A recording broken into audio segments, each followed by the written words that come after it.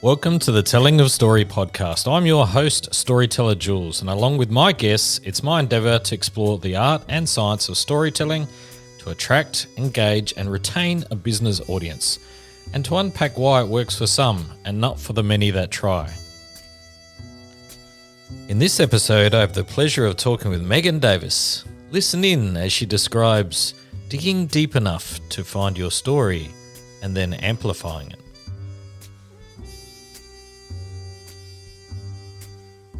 We all have our super secret powers. So whatever it is that you do in your business that you're really good at doing, there is an audience for that. And you are interesting. Everyone's interesting. I don't think there's a person on the planet who's not interesting.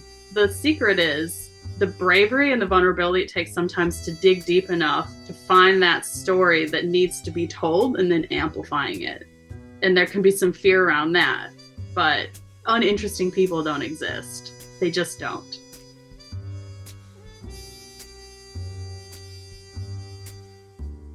Meet Megan Davis, a devotee of the magic of storytelling. She was first spellbound by the power of storytelling when she was 8, performing in summer stock theatre. Since 2012, she's been creating narrative strategies for businesses daring to create new futures and realities. She's a globetrotting speaker and workshop conductor, spreading the gospel of storytelling from Melbourne to Lisbon and everywhere in between. Megan's secret weapon is empathy. In business and life, she puts people first. For innovators looking to change the world with an enchanting story, prepare to conjure your strategic tale's power. Megan, welcome to the show. Thanks for having me. Megan, I detect a note of an American accent there. Can you tell me where you grew up and how did you end up in Melbourne, Australia? Sure. So I grew up in Michigan in the middle of the state, so the middle of nowhere, basically. I grew up on a farm. I lived in Michigan in various places until I was, kind of early 20s. And then I met an Australian who invited me to come visit him in Melbourne. And then we were together for 7 years. We're not anymore, but yeah, that's how I ended up here. So it was love that brought me to Melbourne. And clearly you've stayed? Yes. Yes, I've been here for a while, yeah. So something we share in common, Megan, is that you accidentally started your business. Tell me, how does one accidentally start a business?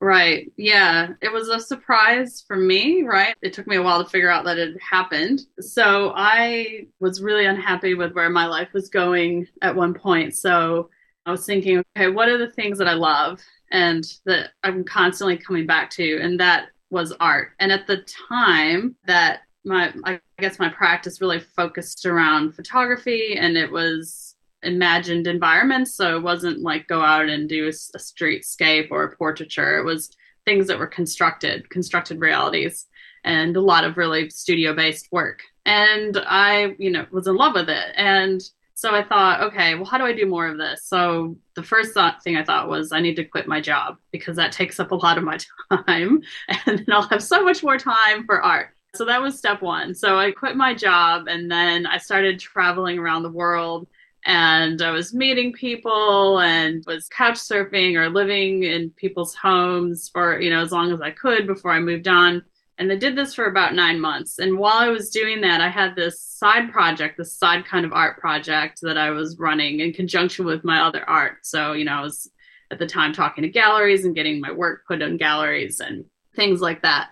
So my side project was taking a photo of the bed I slept in every night that I was houseless. I wouldn't say homeless because I was always sleeping in someone's home. It just wasn't mine. And putting on this blog called the Bed Blog. So the Bed Blog at that time, so this is, in the innocent days of social media where everything was open. So I published it on WordPress. It would go to Facebook and Twitter, and the people were just following along. And they're making comments and they're like, oh, if you want some work, I can give you this type of job, or do you want to come over for dinner? Or people would hear about I was doing. They're like, oh, hey, I'm going to be in Queensland. Do you want to house sit for me for a few weeks? And I didn't have to ask for anything because everyone knew what I was doing because it was out there in the world. And so everything I needed kind of came to me as I needed it. It was this really incredible experience. And so I learned to tell a story over time on social media. And this was roughly 12 years ago. This is a very new thing. And so while doing that, I started talking to people who were starting to promote their business online. And they were saying stuff like, well, how do you get all this interaction and where are you finding people and how is all this happening for you? Because nothing is working for me. And so I'd look at what they're doing and, they'd say, they'd like take a photo of like a pen and here's a pen and and it says the pen's $5 or something like that, right? Obviously that wasn't really what it was, but it was that kind of really basic, like a catalog. They're using it like a catalog. And I'd say, well, there's no story here. And social media is about being social, and being social is telling stories and having conversations, which you're not doing. So then the work just started coming to me as people were asking me, what do I do? So I started consulting in social media. And that's the original incantation of my business, that started about 11 years ago now. And so through that process, there was this moment where I'm sitting in an art gallery. I've got the work up on the walls behind me. There's people walking around. I'm really excited. And then I get this call for a rather large contract, and I had to make a decision. What do I do? And so I thought, I'm pretty good at this social media storytelling thing. I'm just going to give it a shot. I'm going to see what happens. So I chose that. And then that opened up this whole other avenue that I didn't see coming. I thought I was trying to become an artist, but in fact, what I'd done is I'd started a business, and then it just kind of happened. How has that business evolved over the last decade, and what have you seen or what have you noticed from the business world in that as part of that journey? So I don't do social media anymore in terms of producing content or consulting just on that, right? So now it's narrative strategy. So that's like organizational comm structures, like the overarching stories we're telling within our organization that are closely aligned to vision and culture and what you want to achieve in the world. I also do story training. I also teach a lot of really, I guess, niche skills for the innovation community. So, and also designers, so human-centered design, innovation, UX, UI, product, all that kind of stuff. And primarily in the digital space, right? But how do we tell stories so that we understand what we're trying to do? What's the vision with the product? How do we connect more deeply with our users? I hate the word user, but the humans that we're helping with our services, and really start understanding how stories are strategy and stories create impact. And if you're not monetizing your story, you're just leaving money on the table. But it's much more about the big picture now. And then conversely, the small picture, like the human, like getting in touch deeply inside yourself to connect more with your own story or the stories of other people so that you can like make something wonderful together. So that's kind of the journey that I've gone on with my business. But the other side of your question was, what are the changes that you've seen? So the changes that I've seen is when I first started talking about narrative strategy, and this is about 8 years ago, when I first started launching this as a product, people would say, oh, so what is that? And I'd say, well, it's finding the right stories to tell to take you to where you want to be in life. And they would say, so do you work a lot with children? And I'd say, no. In fact, I've never worked with children. So there was just this complete misunderstanding about what it was. So it was like a lot of explaining. Now I'm finding that I don't have to explain anymore. If I say it's strategic communications and narrative development for organizations, people kind of say, oh, okay, is it kind of like this? And they'll either be kind of right or they've got it, they've nailed it. So the awareness, education, the sophistication of the conversations is completely shifted.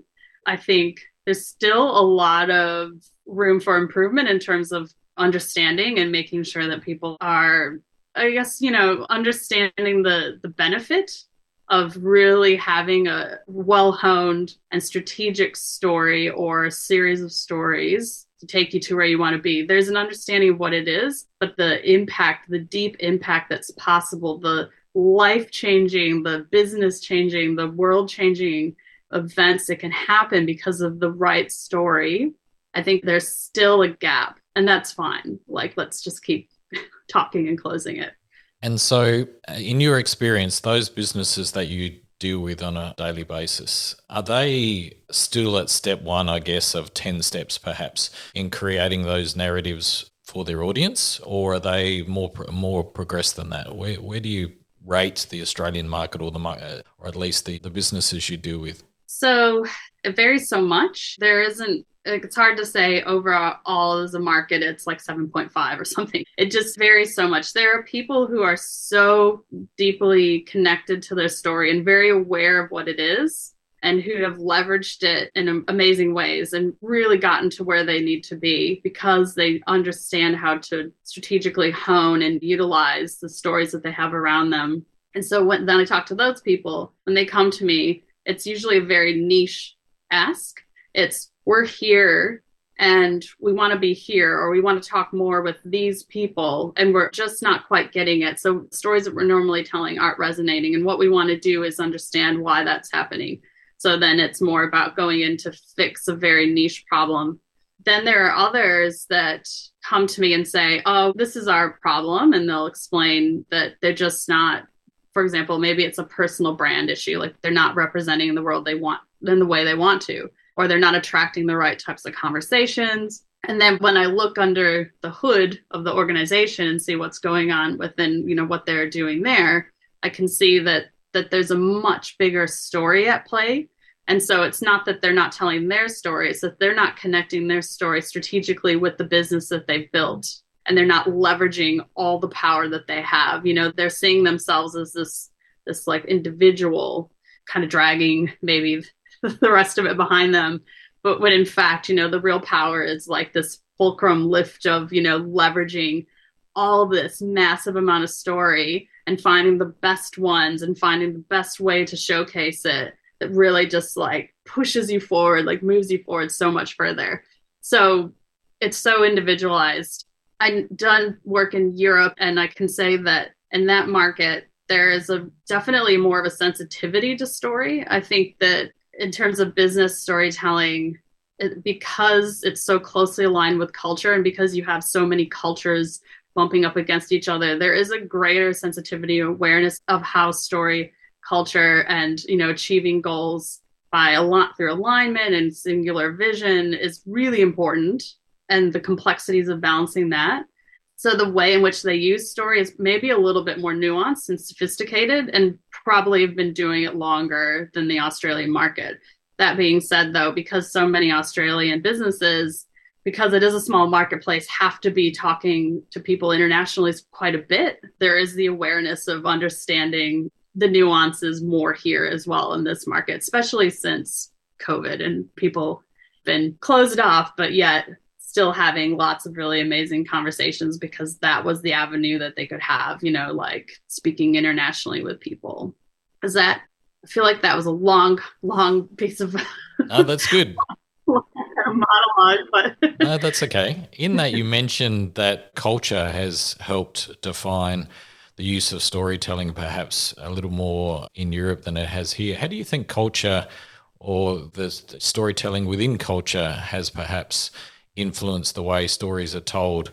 Well, so it's, it's two sides of the same coin in that, culture is created through the stories that you tell, and the stories that you tell create your culture.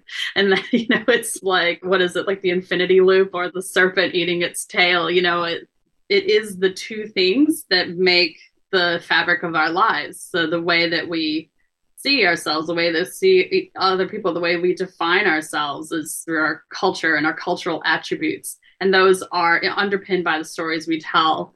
And like if you think of your family, and let's say people celebrate different holidays, but let's say you have a New Year's Eve, you have a tradition with your family, right? And every year you might tell different stories about, hey, remember that one year that when we did this, same thing, this happened, or this person showed up, or do you remember when so-and-so fell asleep under the table and they missed New Year's? And there's these series of traditions that you have that is foundational to your family's story. And it's the stories that you tell consistently that gives you your identity. And it's the same with your, let's say, significant other. So people have their stories of like, how did you meet? Or do you have a song? Or if you're married, it's like, oh, where did you get married? Tell me about your wedding. And, there's all these cultural moments that have significance because of the stories that underpin them. So that's not different in any other aspect of life, right? We have our foundational stories for our businesses. We have our rituals, so maybe you have your 9:30 stand up and it's every morning and everybody's all on hands on deck, whatever it might be. But understanding how your rituals and your culture, and then finding the right stories that amplify the way that you want to be seen and the types of conversations you want to be having, and rewarding that behavior by amplifying those stories or amplifying the stories of the vision that you have. So, within a company, most people should have some idea of what the vision of that company is. What do we want to achieve? Why are we here? And that should permeate through everything that you do. So stories are culture, and culture is stories. So, for those in business that are perhaps thinking, this is something I need to do a bit more often and are perhaps struggling a little to get those stories out, what advice would you give to, because a lot of people I hear say things like, our story's not that interesting. Who wants to hear what we do, that we do stand-ups at 9 a.m. in the morning? Where do you start with the storytelling, and what sort of journey would you advise people, embark on? Yeah. So story and strategy are the most important thing in terms of whatever your strategy is for your business. So your goals, what you're trying to achieve. And some businesses, it is purely an impact business, like if it's a social enterprise, for example. So those types of visioning things need to be really clear to you so that you can start looking back and saying, what are the stories that best exemplify what we are achieving? What are our customer stories that exemplify it? What are the stories internally that exemplify it? If I have a new hire, what are they asking? And then what stories am I sharing with them so that they understand the expectations that we have? It's listening, right? It's story listening, so that you're listening to what you're already doing and what you're doing well and starting to amplify that. And I also hear, why would anyone want to hear about this? Right? Everyone is interested in your story. You have friends, right? They call you up and they ask you, what did you do today? And they're listening to the stories that you're telling them because they care. And to you, you might be like, well, it's not really particularly interesting, but for example, I went to a stage combat training thing a couple of days ago. To me, it's like, that's my life. This is a course that I've been involved in for a long time. But to someone who doesn't know anything about that, they're like, oh my gosh, what is that? Like, tell me all about it, right? Or I've worked with people who are chefs and they're like, no one wants to watch me cut up vegetables. And I said, have you not ever seen the whole entire industry of cooking shows that have been going on for 50 years? Yes, everyone wants to watch you cut up vegetables. It is interesting watching a person do something that they're really good at doing. We all have our super secret powers. So whatever it is that you do that in your business that you're really good at doing, there is an audience for that. And you are interesting. Everyone's interesting. I don't think there's a person on the planet who's not interesting. The secret is the bravery and the vulnerability it takes sometimes to dig deep enough to find that story that needs to be told and then amplifying it. And there can be some fear around that, but uninteresting people don't exist. They just don't. Talk to me a little bit about the fear aspect, because that is the other side of that story. Like, people want to be out there, people want to be telling their stories often, but they have this real fear about putting themselves out there, putting themselves on the hook, being vulnerable, being open to criticism. All of those things stop people from telling those stories. Social media, some people just avoid it because they don't like being in the public eye. But that obviously has a potential to have an impact on their business and their growth. So how do you help people through that juxtaposition of, I don't want to do it, but I know it's important for my business? Yeah. It's such a personal question for that individual. So there's not a panacea solution, but usually where I'll start is getting them outside of themselves. So who could potentially lose out if they don't hear your story. Because we do downplay our own stories, we do downplay ourselves. I think it's something that most people do. And so we minimize. But the reality is that sometimes if you don't share a story, then there's another person out there who needed to hear that day, and you've helped them. We tend to think about in Western culture as a story being about a hero because of the hero's journey, the pervasiveness of the hero's journey. The hero's journey has a lot of problematic thinking underpinning it. And the concept of the hero is a very Western construct and is, I think, very recent in terms of storytelling. If we look at the tens of thousands of years that predate, the hero, the concept of the hero. So if we step outside of this hero complex and think about storytelling as we and not me, that's what I always say. It's we, not me. Your story is one of a complex fabric of humanity that has been that's been going on for millions of years, these stories that we've been telling. And you don't know who's going to miss out on something that they need to hear because you didn't share something. And you're not sharing it to say, look at me, I'm the best, I'm this, I'm that. Maybe there are some people doing that. Okay. I'm not saying that doesn't happen. But for the majority of people, that's not a comfortable place. But what is comfortable for most people is helping someone else. So sharing your story can give somebody the insight, the prompt, the courage, the words, the language, the inspiration to move forward with what they need to do. It's why we call each other for advice. It's why we listen to podcasts, why we read books. It's why we sometimes eavesdrop on interesting conversations because we're like, oh, I'd never thought of that. It's people we don't know. We're just plugged into everyone else all the time. We're a very community-oriented animal. And so removing yourself from this false dichotomy of like, there's a hero and then there's everybody else. It's just not true. There's just everybody else. We're part of the ocean, but we need each other. We need each other's stories, and especially marginalized voices. There's so many stories of a person who didn't think something was possible until they saw someone else do it who was like them. And it's so critical to sometimes just speak up and say, hey, I'm doing this. So someone else can say, oh, great. Because I want to do that too. It's really important.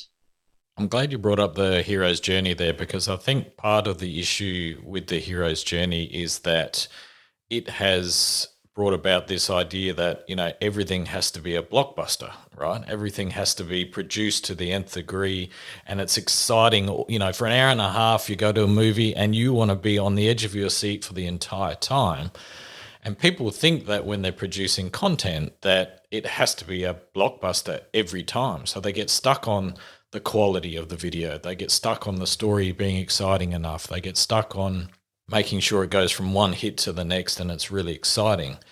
Whereas I think a lot of the power is often in the quieter moments, the struggles, the bits that perhaps don't work. Maybe it's you're following along, but you don't feel like they're necessarily winning, but you actually feel some empathy in what they're doing and where they're going, and you feel like you're part of that journey now, and you can sort of win and lose with them. So it's not necessarily, I don't think it's about creating the blockbuster piece of content and then doing that every single day and getting it out there, right? It's just too exhausting. There's no way anybody can do that on a regular basis. So I think to me it's about sharing everything.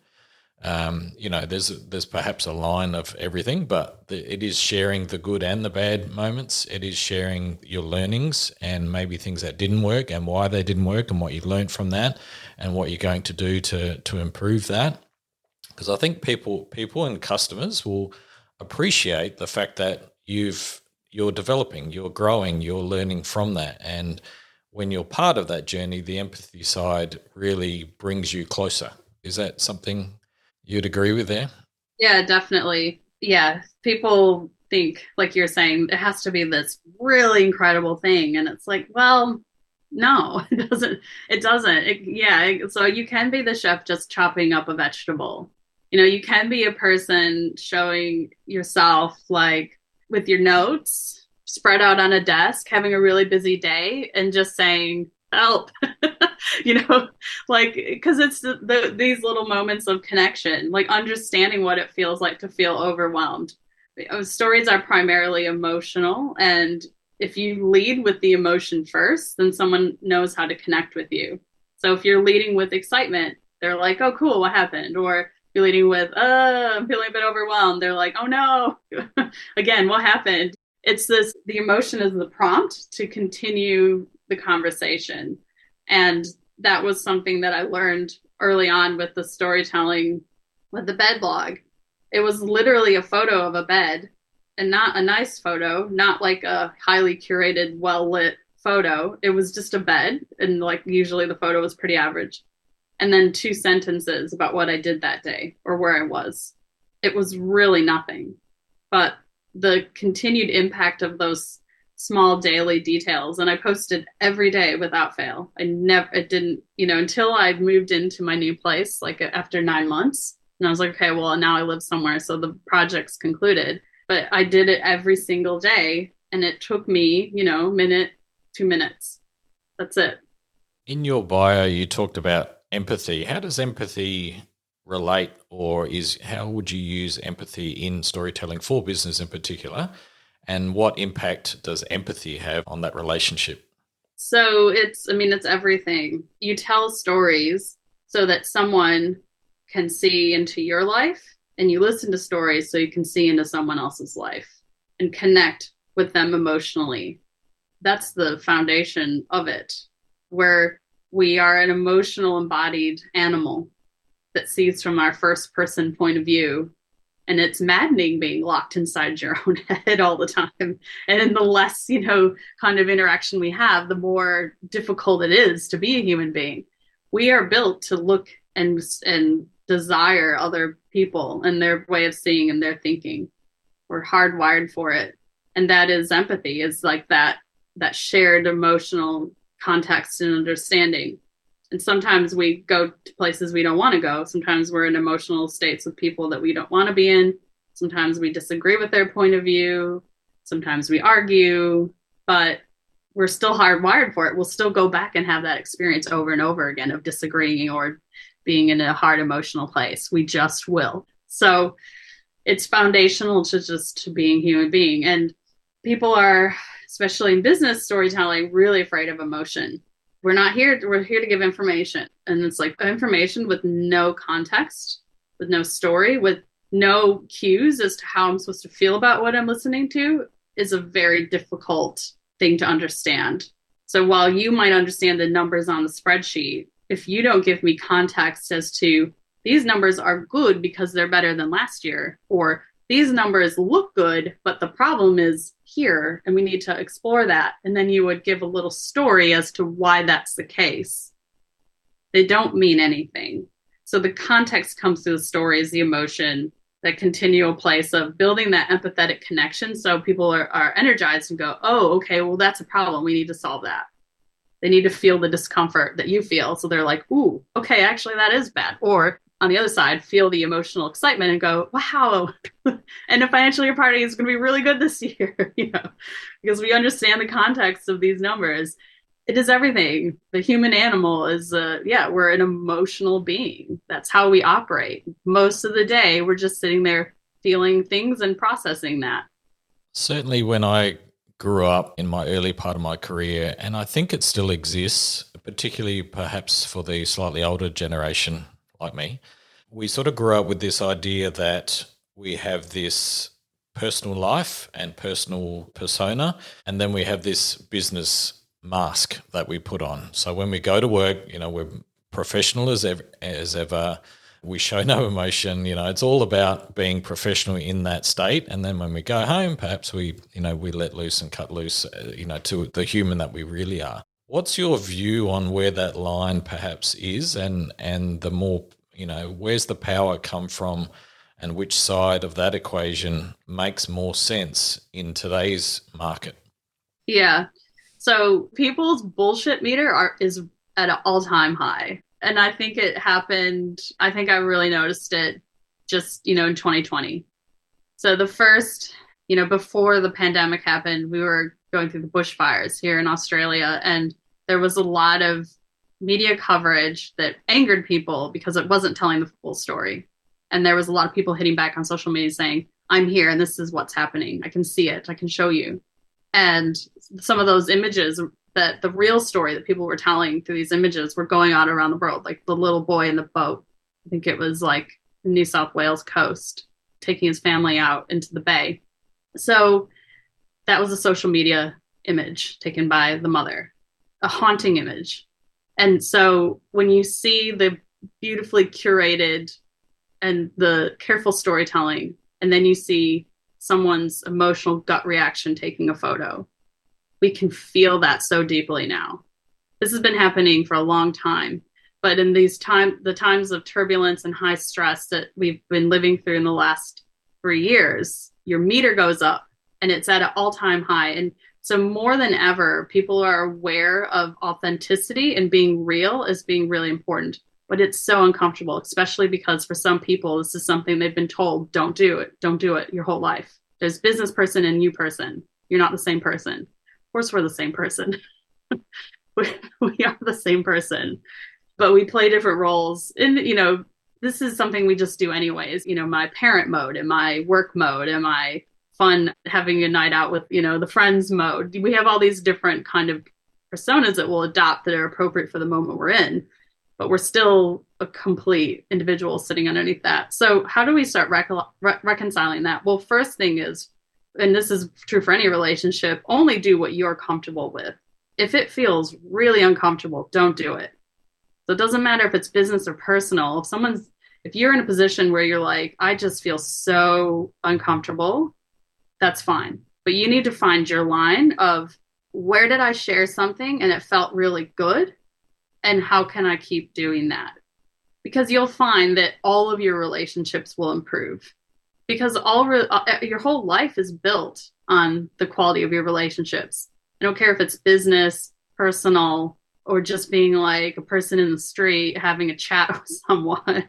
If you're able to connect with people in a way that's authentic and people trust you, you will go really far. You will get the things that you need to achieve what you want to do. And you'll help other people do that as well, because you're able to communicate effectively and authentically, and you're telling the truth to the degree that you're comfortable. We can't, what's it, liar, the guy who can't lie, and he gets into a lot of trouble. Obviously, there's times where we need to soften the truth, but you need to find your moments and find where telling the truth as much as you can feels good for you. Switching mode just a little bit, you have clearly have a artistic and design based background, but you're also an actor. How has that influenced your storytelling in business, and what lessons have you learned crossing those two? Yeah, that took me a long time to figure out. It wasn't until a couple of years ago, let's say 5 years ago, that I was having these moments where I was looking at personas, and I thought, geez, I don't get this. Like, I'm just not good at this, because people were looking at personas and they're starting to write dialogue, or they're saying, well, this is what this person would say in the situation. And we're like trying to get inside these users' minds. And I was like, oh my gosh, I can't even begin to understand what's going on here. And it took me a while to figure out that what was missing was all the emotional cues that you would take as an actor to start crafting a character or a dialogue or an emotional state, because then you'd understand why someone's doing something or wants something or might make a choice. All that information, that emotional context, most of that is missing from the data. Even though we're getting it in interviews, it's missing. It's not documented in a way that makes sense, to me anyways. And so then I started developing my own storytelling techniques and my own story capture methods and my own ways to look at research, like interviews, to start distilling emotional motivation and context. So you can start really getting deep into the mindset of this person beyond just the persona, but getting really deep, getting into nuanced emotional states And that's where these eureka moments live. So considering like I started acting when I was 8, and then this happened about 5 or 6 years ago, that's a pretty big gap. But then when that realization, hit, and I started making all these different, I guess, learning tools for designers to use, or human-centered designers and innovation and specialists to use, I also started looking back and thinking, I must have been subliminally like just using this anyways. And then I realized that when I look at story, I am always looking at the emotional aspect, because that's the why. That's why that thing is happening, because humans are emotional embodied beings, pretty much almost exclusively motivated by desire, which is underpinned by some emotions. And so when I'm looking at like an organizational story, I'm asking questions that are pretty emotionally motivated. And so my workshops can get pretty deep, and some really emotional, vulnerable storytelling happens. But I'm able to then distill that into something that makes sense at a broader scale, and that people can connect with, and that there's stories that they're excited about telling or sharing, because they are emotional. But that came from me looking at scripts and trying to understand what was going on, and how to interpret a character, and how to understand how that character fits into the bigger picture of the story that you're telling, because you're part of a cast. And sometimes you're a very small part, but you were written into that story for a reason by the person who created, the screenwriters or the people who wrote the script. So why are you there? And so it's finding that truth that helps tell that bigger picture. Because if they remove that character, they would, because smaller cast, less people, it's economically more viable. You're there for a reason. So you understanding the complexity and the balance and bigger picture, that's really what I do, is finding all those individuals.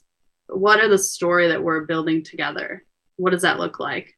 And that's like every play, that's every TV show, that's every movie, all of them.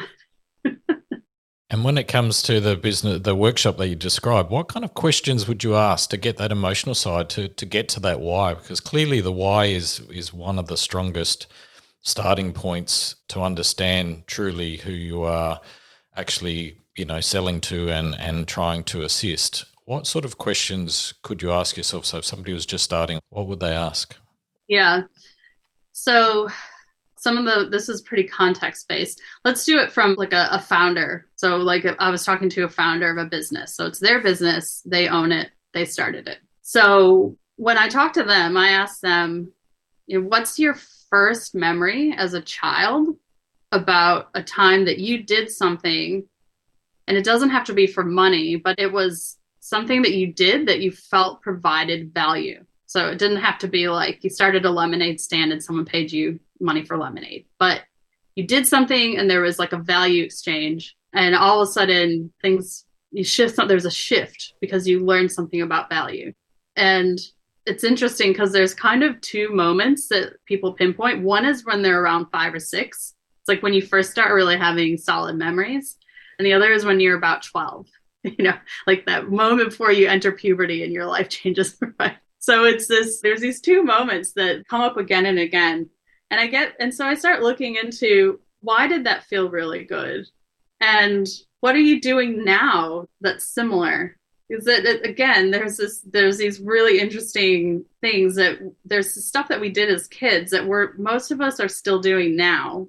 But if you understand what it is about that thing that's been driving you for however old you are, like 30, 40, 50, 60 years, that first happened when you were 5 years old, that has to be really core and foundational to who you are as a human being.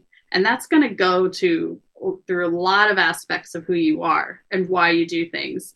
And it's probably something that we need to really examine to understand the why, the core of what it is, how it feels, and then what's that connecting to? Like, what are you driving towards, so that you can convey that, so that when you're talking to investors, they're like, wow, that's true vision, that's passion, it's clarity.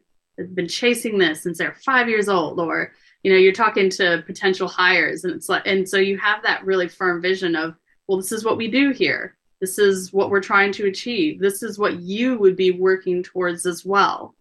Does that excite you? And if they really understand what they're being asked, you can have an authentic moment and understand whether this is a good hire. Or even just being in a social situation, networking. So people don't understand what you do, but Simon Sinek's why you do it. That's a more interesting conversation for everyone to have. To be the life of the party, but just just gathering a group of people together and just having a really great chat. That's how you feel good at the end of the night. Like, wow, I had some really good conversation. Are you able to share any examples of the kinds of things people divulge at those two critical points at 5 or 6 and at 12 without sharing necessarily who it's come from? But yeah, so there was one story that was really good where somebody was busking and they had a sibling who was a really good musician, a couple of years older than them, and they played the guitar and they like toured around nationally playing the guitar. And then they had a lesser instrument. So I won't tell the instrument, but it was like an unusual instrument. And they were like a little cute blonde kid at the other end of they went to busk at the other end of this big street. And the person who's this really accomplished musician playing the guitar really well made about $20 in an hour. And then this little cute blonde kid playing a weird instrument, like a very odd instrument. People were like, what is this little kid doing? Made like $200 in the hour because they were unusual, because they weren't the best musician, but they were this little cute kid playing an unusual instrument. Okay. Like a kind of okay way. And so it was just being a bit different and being a bit positioned in a way that it was more about being quirky and unusual, brought people to them. Whereas the other person was more, I guess, what someone would expect. Like, oh, they're a pretty good musician. They're doing a great job. They're playing a guitar. You see people playing guitars all the time. Wasn't much of a draw card because people expected to see that. So it was, for that person, there was this revelation in terms of being unique is quite powerful. And also, you don't need to be the best. You just need to know how to position yourself. So, not to say that they're not good at what they do, because they actually really are. They're an incredibly talented person. But I think especially if you're working in a fast moving industry, if you're trying to be perfect and being the best, the market will have moved already. You need to understand how to position yourself, be unique, get the attention you need to move to the next space of being, okay, we're in the right place, we're in the right time, we just keep moving, because perfection will never happen, and we're good and we're on the right track, which is what you want. I think there's a beautiful correlation there to storytelling as well, where if you wait for the story to be perfect, the market has moved on, right? So it's actually better to share your story as it's evolving. And so people will see the warts and all kind of conversation and they will appreciate it more and come on that journey with you and perhaps applaud you along the way as well. And I think just the effort that you've gone to, you're giving it a go, you're trying to do something, you're trying to share, you're trying to progress, not just yourself, but hopefully your customers as well. And I think people appreciate that. And again, it comes back to that authenticity. It's not necessarily perfect, but we're on this journey together, right? Yeah. And we were talking about the bullshit meter. It's super high, right? Yeah. And it's just going to get more acute. The more that you're concerned with just telling something that you think is useful or interesting versus telling the most perfect, wonderful story ever, the more people are going to be aware that that's true. And so they see that you've posted something, they'll look, because they'll be thinking, oh, they always have something interesting to share, not, yeah, what's happened next in the blockbuster film, which isn't real anyways. Yeah, it's like the reality shows. We know they're not real, but that's why we watch them, because we know they're not real, if that makes sense. The fascination is that they're so extremely fabricated and that there is no way any of this is real is what makes it interesting. Megan, I could talk to you for hours about storytelling, clearly, and I've had a lot of fun today. I do like to end our conversation or the podcast with a question of my guest, a hypothetical question. If a founder or a business person wanted to donate $1 million to your favorite charity on your behalf, but you are only able to impart a few minutes of your wisdom with them, what would you divulge? And this doesn't necessarily have to be around storytelling, but what sort of advice would you give somebody who's perhaps just needing that kickstart? For their business? Sure. Business or life or wherever you want to take it. Yeah. So I think the answer to most of our problems are simple, and it's other people. Yeah, just every problem can be solved by someone else, pretty much. I mean, there are exceptions, but most of the problems we have are solvable, and they're solvable by the strength of the relationships that we have. And so telling your story is part of building those relationships, and telling a story that's authentic and telling a story that really resonates with you will resonate with someone else. So when we think about when life is good and when life sometimes isn't so good, it's all made better either way. Like the celebrations are better celebrations, and your problems get solved by the relationships that you have. Everything is relationship. So get out there and just keep connecting and keep telling your story, and find your line with what you're comfortable sharing, and play with it, push it maybe a little bit every once in a while. Like sometimes we all get a little stung or hurt, or we regret things, but that's life as well. So yeah, don't be afraid to be a little bit like, oh, maybe I shouldn't have done that. That's all right. No one will remember. Things move on. Great advice, Megan. Thank you so much for joining me. Where can the audience find out a little bit more about you? Yeah, so you can have a look at my website. That's spendloveandlamb.com. I'm on LinkedIn, so Megan Davis Storyteller. I'm also on Instagram, spendloveandlamb. And yeah, they can also get in touch via, all the contact details are also on the website, so they can email me if they really want to as well. That's totally fine.